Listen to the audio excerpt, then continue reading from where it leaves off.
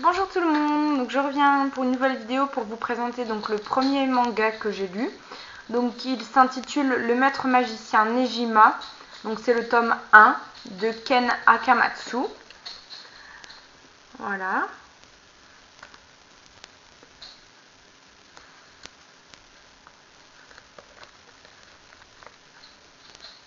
Et voilà. Donc en fait c'est le premier manga que je lis. J'avais jamais essayé avant et c'est vrai que ça manquait. Donc en dessous de la couverture, en fait, on peut voir les dessins en noir et blanc. Voilà. Donc comme ceci. Et voilà.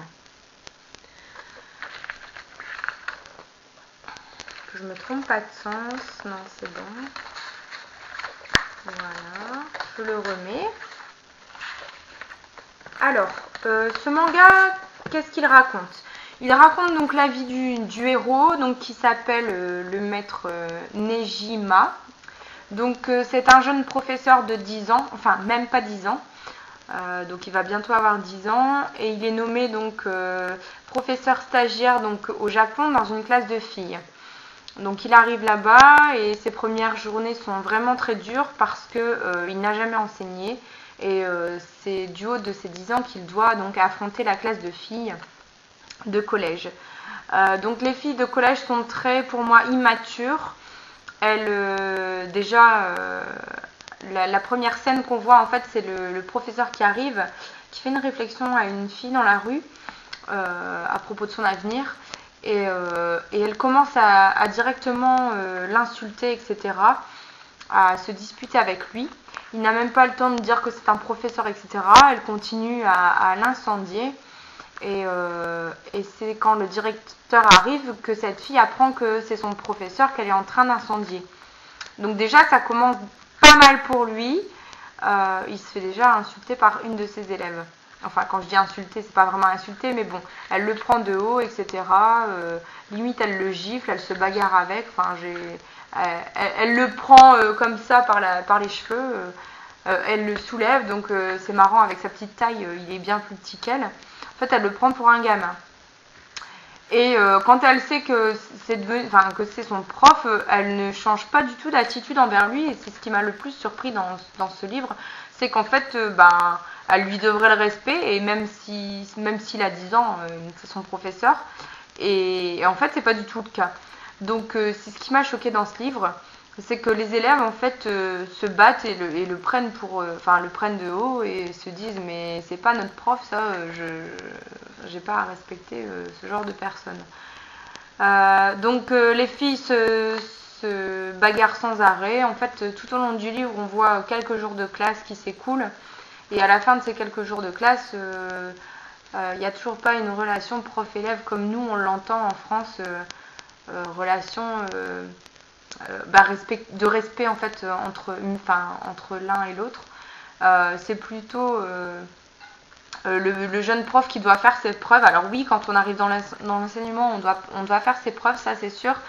Mais lui, c'est constamment en fait. Il n'y a pas une once de confiance en lui. Enfin bref, donc ça doit être très très dur pour ce petit prof donc, qui enseigne l'anglais. Alors il vient d'Écosse et il est aussi magicien. Et en fait, il fait ce stage pour devenir maître magicien. Donc peut-être qu'après la série sur ce manga va évoluer dans ce sens.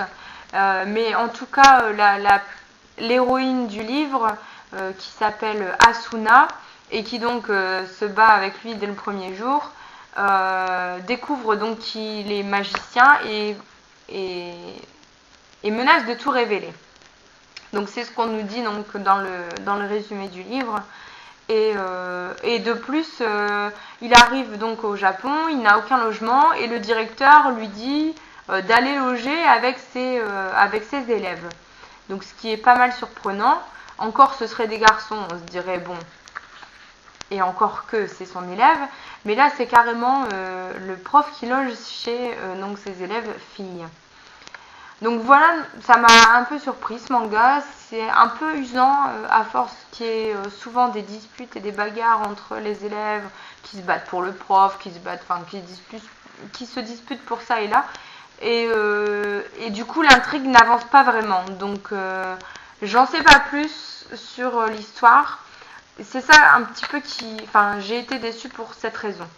Maintenant, j'ai quand même été surprise parce que je pensais que les mangas c'était tout le temps des bastons, des bagarres, enfin des choses de mecs. Et en fait, pas forcément, tout dépend de l'histoire sur laquelle on tombe et sur laquelle on veut lire. Enfin, voilà. Donc, je mets une note de 3 sur 5 quand même. Alors, je l'ai lu en une soirée, c'est vraiment super rapide. Moi, je pensais que j'allais mettre des jours et en fait, pas du tout. Enfin, une soirée et un quart d'heure le matin, j'avais terminé. Donc, c'est pour dire que ça se lit vraiment vite et que voilà. Ça se lit vite, mais l'intrigue n'avance pas, donc on n'en sait pas beaucoup plus. Alors, je ne sais pas si je vais continuer à acheter la suite de ce manga. Je verrai quand j'irai en librairie, parce que ça m'a pas transcendé. Enfin, c'est vraiment pas le truc qu'il faut que je le lise absolument. Alors après, je ne sais pas, il y en a peut-être des meilleurs des mangas. Moi, je m'attendais à une histoire un petit peu plus adulte. Mais je m'attendais pas du tout à des bagarres de filles et des disputes et des blabla et des enfin c'est pas trop mon style de lecture.